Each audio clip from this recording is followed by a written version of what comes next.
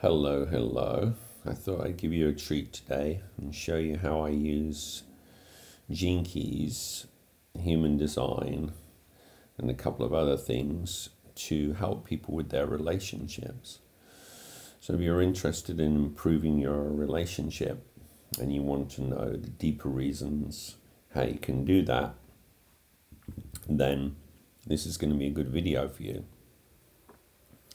So I have two people here. These are two people that I made up, David and Andrea.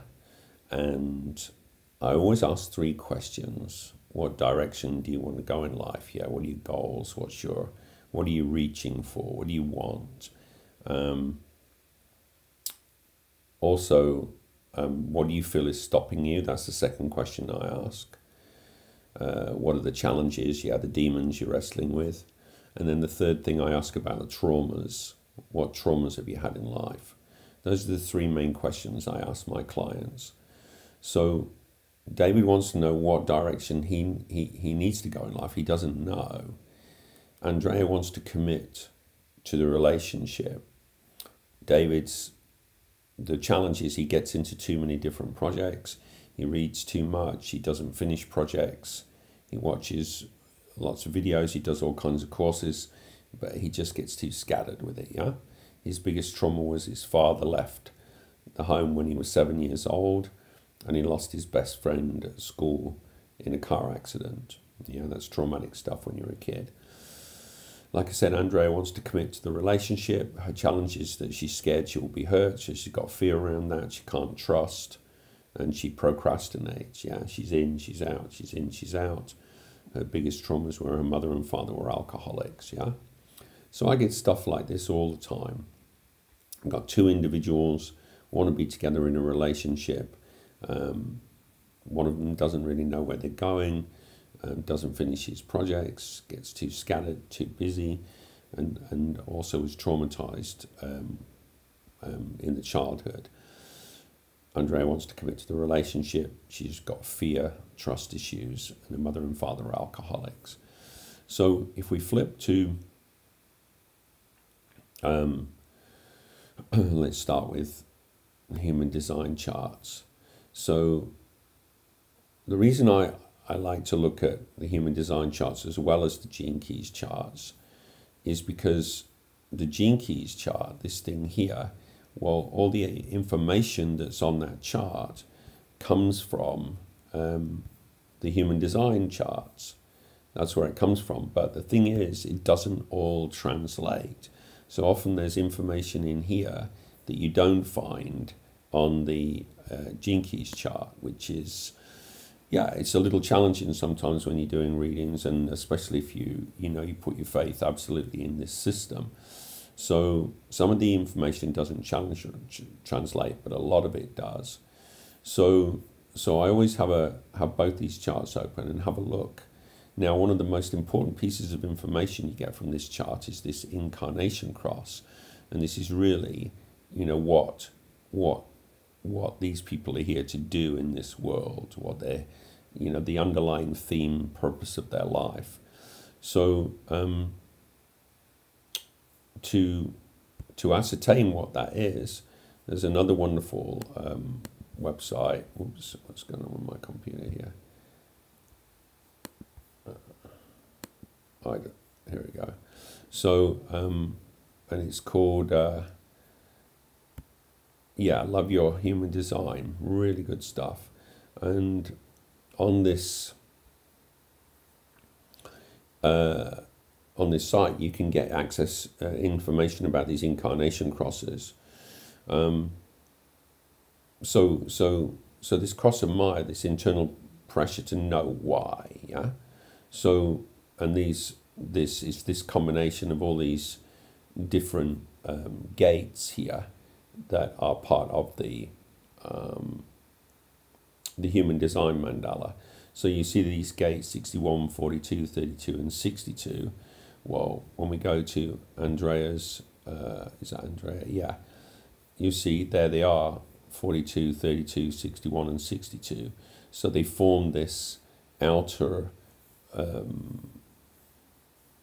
the four outer spheres of the gene key chart here, and this really is kind of holds the structure of their life.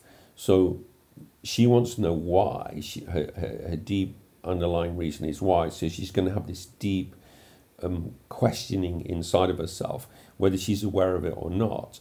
And if she's not living life in a way, if she's not investigating, if she's not studying, if she's not introspective, if she's not really trying to ask the deeper questions in life, then she's going to feel frustration, and she's going to project that frustration out. And because she is a manifester, yeah, you see this energy type in the human design, she's going to experience anger, and frustration is kind of like suppressed anger. This is her not self theme, yeah. So when she's not being herself, when she's not being true to herself, and let's go back to her she wants to commit, she can't trust, she's procrastinating, so there's no real stability there. And we look at the trauma of the childhood. The mother and father were alcoholics. It's like, well, it's not rocket science to understand that, oh, okay, the childhood atmosphere, the environment that she was growing up in, she couldn't trust it, and there's going to be more or less obvious reasons why the mother and father were alcoholics. Obviously, they have unresolved trauma. So the whole thing creates this basis of instability, and she wants to commit in a relationship, but she's in the relationship is the place where all your stuff's going to come up. If we look at her her chart, you can see it's a bit lopsided. There's like these three energy centers here that are wide open. This one's defined, so she hasn't really got a stable base in terms of feeling who she is constantly. Yeah. Let's have a look at his human design.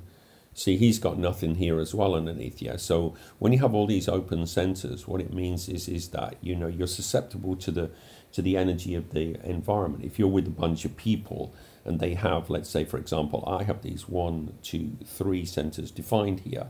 So I'm pretty consistent in terms of my the way I feel deep down inside of me all the time. There's a constant reference point there. And when I go into the presence of people that do not have these 3 energy centers defined, they feel more grounded, they feel more solid, they feel more stable deep down inside of them. That's because they're, our energies,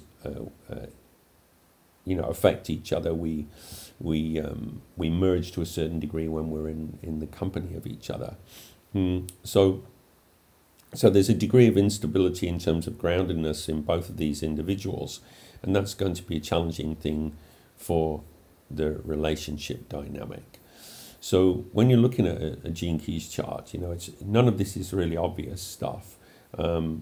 It's quite confusing because there's short definitions here. In relationships, the greatest challenge is to transform the shadow of agitation into the gift of initiative, and the highest expression of my heart is exquisiteness. Yeah, well, what does that mean? It doesn't necessarily mean what it says it means. Then, if you go deeper into this, the definitions of some of these gene keys, especially this cross energy, you get these 4 paragraphs here which correspond to these 4 things here, but you also get a little definition here that doesn't necessarily correspond to these. So that can be confusing as well if you don't understand how the nature of this system. And then you have the books and the courses that Gene Keys offers, and these can often be different translations. Richard Rudd's written 2 books about these 64 Gene Keys, and the information that he gives about these Gene Keys in both those books is quite different. So if you don't understand that this is all down to it's a synthesis of a tremendous amount of information that's in the psyche, that's in the soul, that's in the individual, and that's in life, and it's changing all the time, and it's down to you as someone that's trying to make sense of all this, to trust your intuition, and to go to get to grips with some basic fundamental structures that you can base a reading on, or some deep understanding of what's actually going on here. So let's have a look at some of these standout points. Well, David here has this line 2 here and here, yeah? So his driving motivation in life is going to be around passion and relationships. Let's have a look at what Andrea's got in there. Is this her, or what's she got? No. Sorry about that. The screen stuff doesn't work so well when you're moving things around in Barbie. There's her human design. Oh, okay, here's a profile. Yeah, so she's a line 3, so slightly different. She's all about energy and experience. Now look, she has this shadow of failure in her evolutionary process, yeah? So this is a big deal here. When you have the shadow of failure, it basically means you have a sense that you're not good enough.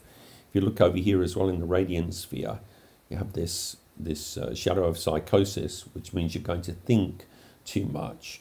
You're going to get stuck in negative repeating thought patterns. If those thought patterns are, I'm not good enough, and you're bringing that energy into a relationship, and let's, remember, she wants to commit to the relationship. She's scared she's going to be hurt. She can't trust. There's procrastination there. And, she didn't have healthy relationship model to her as a child. And so this is really, really challenging stuff for Andrea, especially with this shadow of failure and psychosis. So when I get this kind of information, this kind of insight, this is like major stuff. It's really going to affect the relationship dynamic. And so we have to really talk about this. So I have to ask, where do you feel not good enough in your life? Do you have this constant recurring theme? No matter what you accomplish in life, it doesn't feel good enough. How's your internal dialogue towards yourself? If it's snappy, if it's angry, if it's short, if it's unloving, if it's unkind, all of this is going to create, add to the woundology within the individual. Yeah. Do you think about? Do you get stuck in negative thoughts? Yeah, with this stuff. So once you bring awareness to these things, and because they're here in a chart, you can actually read them in a chart. It means, it basically means they're supposed to be here, because this whole thing is only gleaned from the birth date, time and place. That's the only information I put into there to get this model out.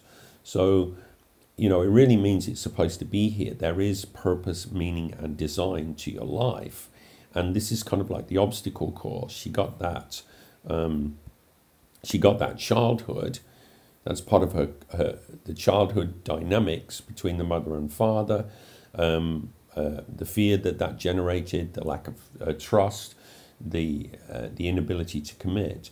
All of that had to be imprinted on her in order for her to deal with this shadow world of essentially failure, and then impacted, ingrained into a more and more with this psychosis shadow.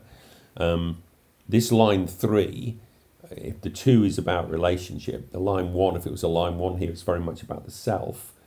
So when it's this evolution, this spiraling out of the spiral, the 1 goes to the 2, which is now relationship, and then the 2 goes to 3, which is now family, and then the 3 goes to 4, which is now community, and then the 4 goes to 5, which is now humanity. So this is this expansion out, yeah. So she's 1 circle out in the spiral out. She's more in the family. So when you have a line 3 here, if you've got family wounding, which she has because her parents were alcoholic, it's absolutely critical, foundational to your life that you deal with that family wounding. So I always recommend, forgiveness prayers towards the family here. And prayer is, really, really, really important, because what it does is it gives you this, it allows you to admit that you can't, sort this out yourself. You can't heal this thing yourself. It's beyond your power to fix something that, occurred in your own childhood because your mum and dad were messed up when they were kids, and, had all kinds of, unresolved traumas, and, therefore became alcoholics and couldn't, that was their coping mechanism to deal with the reality that, that was going on, before you were born. So you have no power whatsoever to fix any of this stuff. But by going to prayer, and especially forgiveness prayers, you're asking a higher power within yourself that you're in touch with, but it's not the you that's doing the praying. You're asking it to help you forgive your mother, forgive your father, help them forgive each other and forgive themselves, be at peace with each other, be at peace with themselves, love each other and love themselves. This is really, really, really powerful stuff for the line 3. And it helps to, dissolve some of the trauma and transmute some of the energy that's still stored in the psyche, that's still trapped in the psyche, because the soul will hang on to everything that isn't love. Love will just flow through it. Light will just flow through it. But everything else will get filtered out and caught inside it.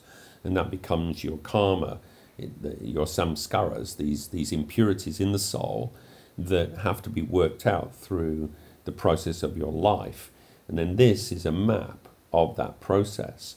And so we can see, that this is Andrea's journey. And so by helping her, focus on that, by helping her become aware of it, by helping her understand that this is the deal, then,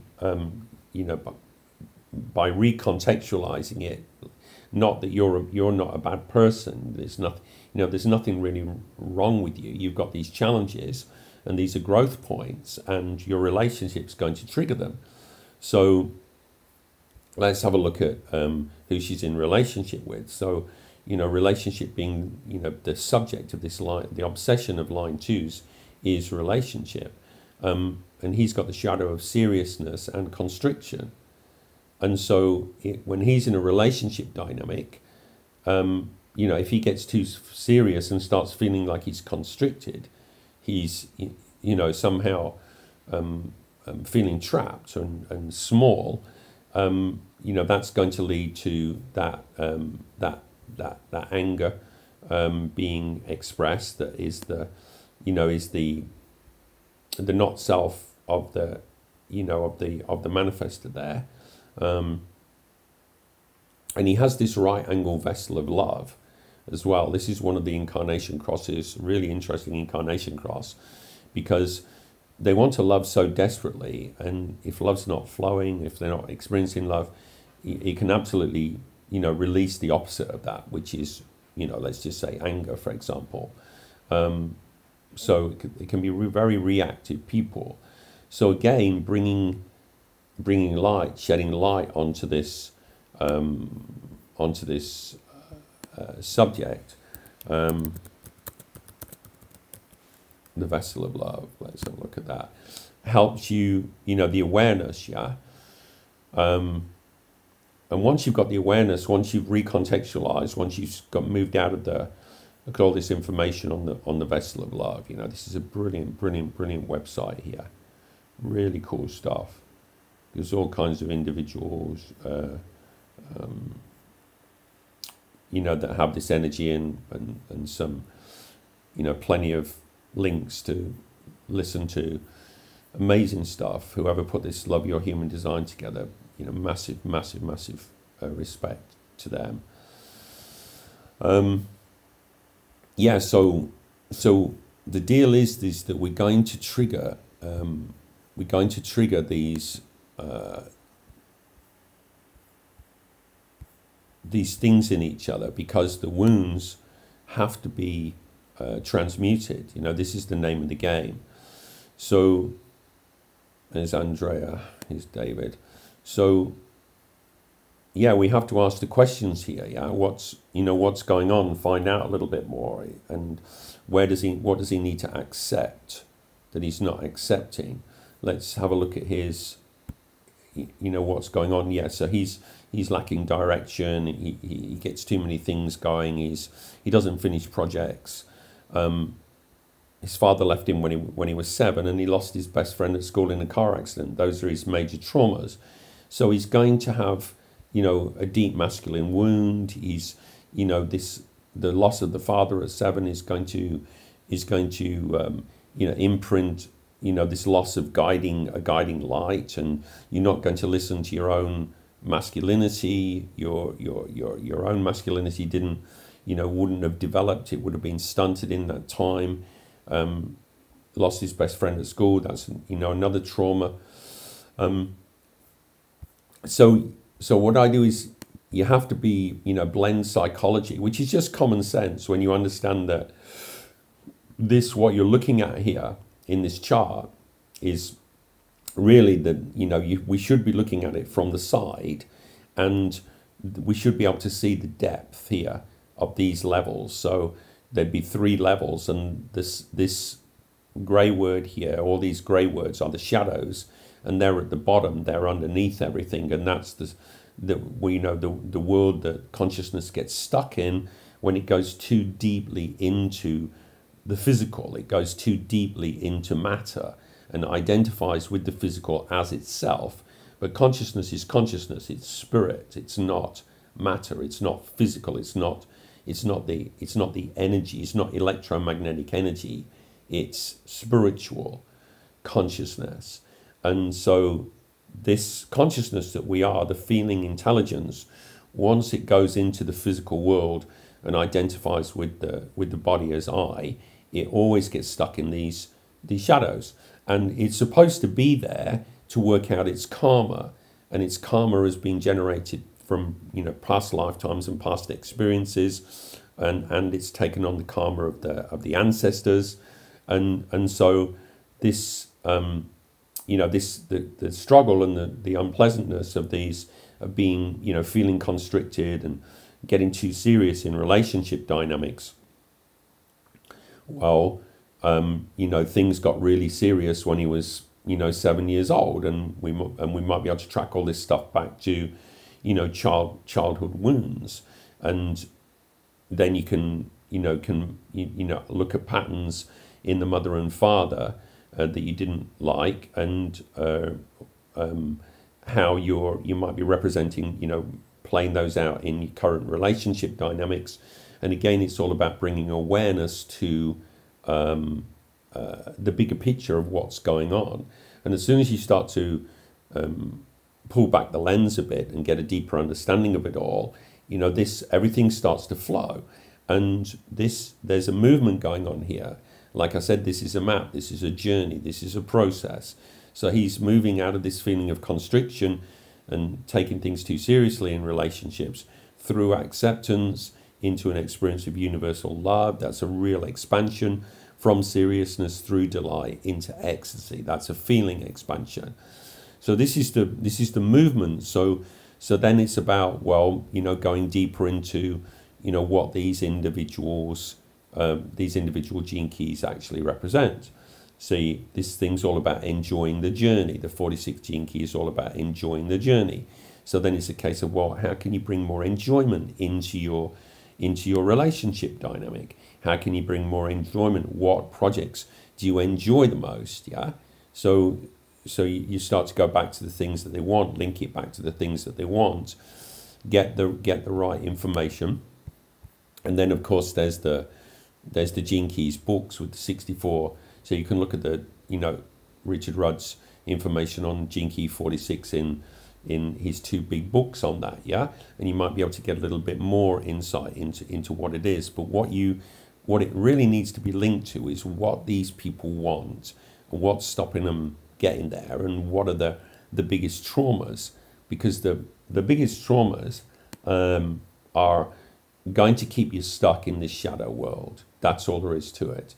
And getting the awareness on that and accepting things the way they are, and just being able to sit with these feelings of failure, an expectation, whatever these other major shadows are, psychosis, intellect down here, getting too stuck in the mental world. They're the four main things that this individual will be experiencing. This is all more about the inner world. And when we get into the inner world, on these pink spheres, especially in here, these lines here, the line 5 and the line 6 in the emotional world, and the line 5 in the attractor field, these ones here are the major players in terms of how they affect the way you relate, how you emote, and how you connect in a relationship world. So I deal with kind of like the superficial stuff first, and then get in here. This is where the real serious stuff is. And so you can check out the other books of Richard Rudd on the Golden Path. The love book here breaks down the lines, what this means, what the consequences are of the negative and positive manifestations of this, how that relates to the shadows. And then you can, start to help them get a deeper understanding of the emotional imprinting, and how you're playing out these patterns in your relationship dynamic, and what can be done about it. And we can talk about these things. And obviously there's such a massive amount of information available through these charts, because that we are so deep. We have a massive amount of information within ourselves, and a massive history, because we're souls. So there it is, just a little insight. I don't want to make this video too long into how I do Gene Keys readings and human design and psychology, and weave it all into the one thing to help improve your relationship. So if you're interested in having that kind of experience, you can contact me at the links below. Have a beautiful day. Bye for now.